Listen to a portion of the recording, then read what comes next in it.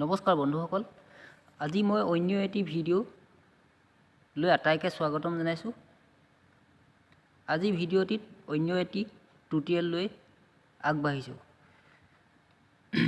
মই আপোনালোকক আগতে সাৰেগামাপা কেনেকৈ বজাব লাগে শিকোৱা হৈছিলে আৰু প্ৰথমে মই এটাকৈ বজাই দিয়া হৈছিলে। সাৰেগামাপা কেনেকৈ বজাব লাগে দুটাকৈ বজাই দিয়া হৈছিলে, তিনিটাকৈ বজাই দিয়া হৈছিলে।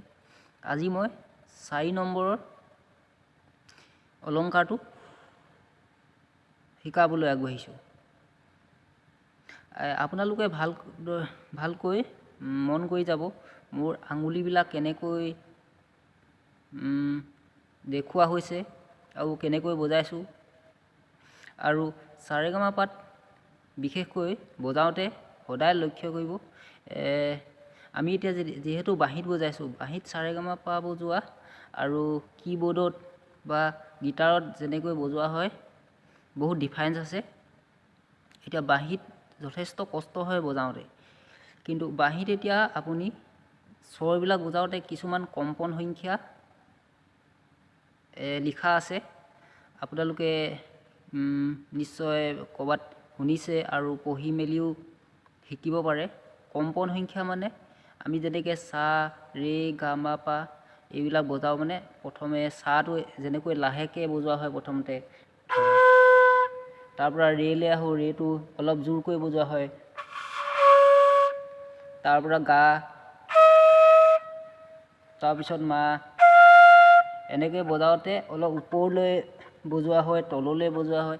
এইবিলাক কিছুমান কম্পন সংখ্যা আছে। কম্পন সংখ্যা মানে যেনে চি স্কেলটো, মানে ইংলিছত আপোনালোকে সাটোক চি বুলি ধৰা হয়, ৰে'টোক চি চাপ বুলি ধৰা হয়, তাৰপৰা ৰে'টোক ডি বুলি ধৰা হয়, তাৰ গাটোক ডি চাপ ধৰা হয়, তাৰপৰা গা আৰু এটা কোবল গাক ই ধৰা হয়।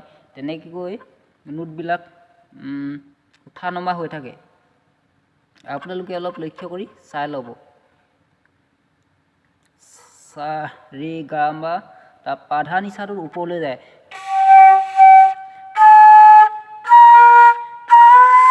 এই এনেকুৱাবিলাক অলপ চাই ল'ব, কাৰণ এইবিলাকৰ কম্পন সংখ্যাটো অলপ ওপৰত আছে সাৰেগামাপাতকৈ। এতিয়া মই চেষ্টা কৰি যিখিনি আপোনালোকক শিকাইছোঁ, আপোনালোকে অলপ মন কৰি চাই যাব। আহক তেন্তে আজি নটেশ্যনটো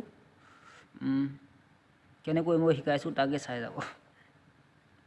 আজি 4টাকৈ বজাব। প্ৰথমতে আৰোহণ বজাব, সা ৰে গা মা পা, গা মা পা ধা, মা পা ধা নি, পাধা নিচা, এনেকৈ বজাব।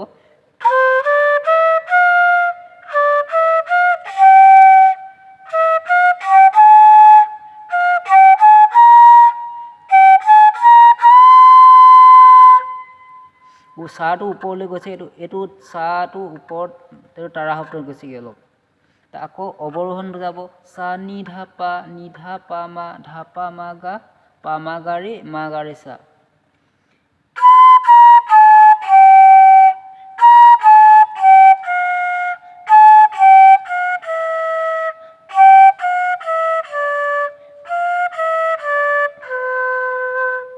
এতিয়া এইখিনি তললৈ আহিছে। প্ৰথমতে সা নি ধা পা মা, এইটো ওপৰৰ পৰা তললৈ গৈছে।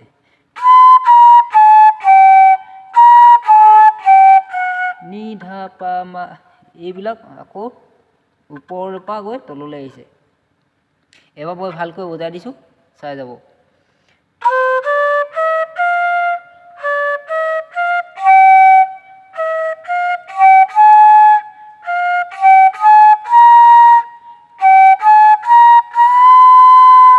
আকৌ অৱৰোহণ কৰিব,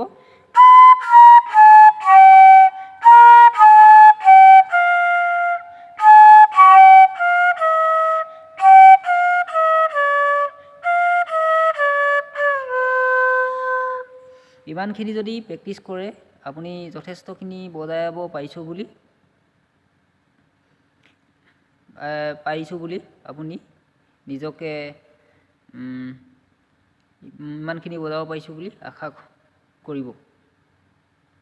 আৰু মই আপোনালোকে মোৰ চেনেলটো ছাবস্ক্ৰাইব কৰি ল'ব আৰু পিছলৈ মই আপোনালোকক কিছুমান এনেকৈ টিউটৰিয়েল দিব পাৰিম আৰু কিছুমান সংগীত আপোনালোকক মই টিউটৰিয়েল দিম।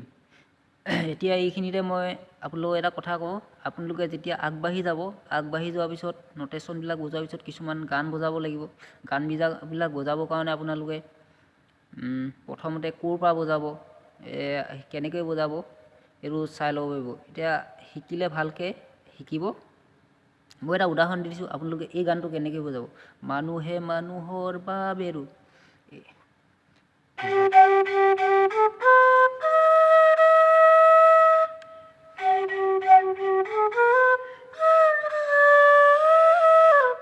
এইবিলাক বজাবলৈ হ'লে এইবিলাক ভালকৈ এতিয়াই আপোনালোকে শৃংখলাভাৱে শিকিলে পিছলৈ আপোনালোকে ভালকৈ বজাব পাৰিব। আজিলৈ ইমানতে সামৰণি মাৰিছোঁ। পিছলৈ আৰু এনে অনুৰোধ পালে মানে মই ভিডিঅ' আপোনালোকৰ আগত আগবঢ়াম। ধন্যবাদ।